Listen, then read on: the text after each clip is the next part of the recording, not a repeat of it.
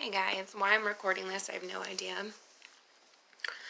But I have an issue with, I think my husband just woke up. Sorry, I'm on graveyard time. He's on normal time. So on my off days, I have to stay up the same amount of time. I just can't go to sleep. So I have this issue with this person, and they will remain a name. Like, I don't want to like put them on blast or anything. I don't even know their name. What am I even saying? But I work with them. I'm sorry, I don't work directly with them, but they're on one of the ambulance units that comes. And this person just, I don't know how to explain it. Like, most of the people I work with AMR are super cool. Almost everybody at the fire department is like really chill.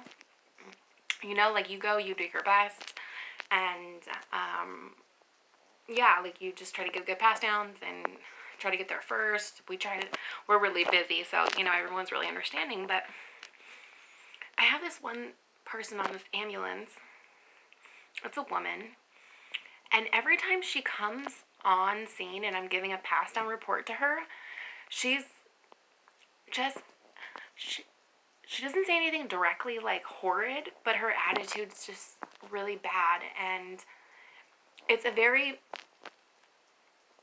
she tries to take on a superior attitude, and I can tell she's fresh out of school. She must be fresh out of paramedic school. And I know I'm trying to have grace, but every time she comes on scene, like, literally, I had this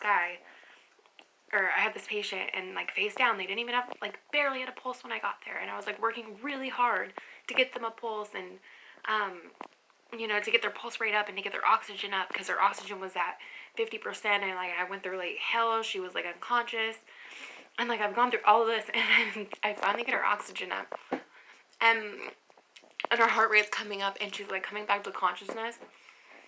And then this lady, like, comes on scene, and she goes, did you get her meds? And I was, what? Did you get her lung sounds? I'm like, her lung sounds? She was dead, like, practically dead on the floor. Like, it's just, like, obvious things she asks obvious questions that you can't get, to feel so superior. And you know, because my main thing was, like, dropping an OPA and getting her airway open, putting her on a non-rebreather, and getting her, like, lungs functioning and, like, breathing for her. And she just has, like, a steady habit of doing that, like, coming on scene and asking obvious questions so that you'll say no, and then, like, she takes on this persona to make you look incompetent. Or I don't know if she thinks I'm, like, 10 people, but I was, like, I'm looking down, and I'm, like, super great. Like, I was like, wow, you did a good job, Des, like, talking to myself. And then she comes on scene, is like, what's her name? Like, is she A&O?